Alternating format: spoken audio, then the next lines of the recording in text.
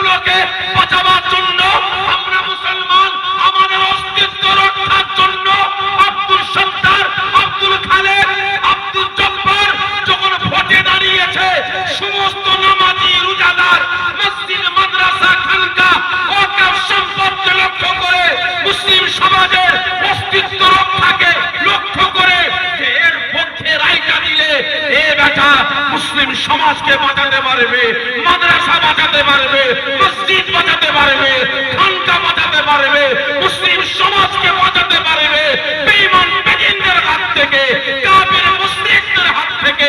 কিন্তু এ বেটারা যখন ভোটটা পেয়ে গেল, চেয়ার পেয়ে গেল, এই মুনাফিক মার্কা মুসলমান নেতারা আল্লাহকে খুশি করার জন্য না, রাসূলকে খুশি করার জন্য না, মুসলিম সমাজকে বাঁচাবার জন্য না, মাদ্রাসা মসজিদ খানকা ওয়াকফ সম্পদকে রক্ষা করার জন্য না, মুসলিম সমাজকে বাঁচাবার জন্য না, চোর চুট্টা চিটিংবাজ কাফের মুশরিক বেঈমানদের মুখে হাসি ফোটাবার জন্য, তাদেরকে চেয়ারে বসাবার জন্য আজকে অসহায় মুসলিম সমাজটাকে তাদের কাছে নিলাম বিক্রি করে বেড়াচ্ছে। ঠিক কিনা বেটা?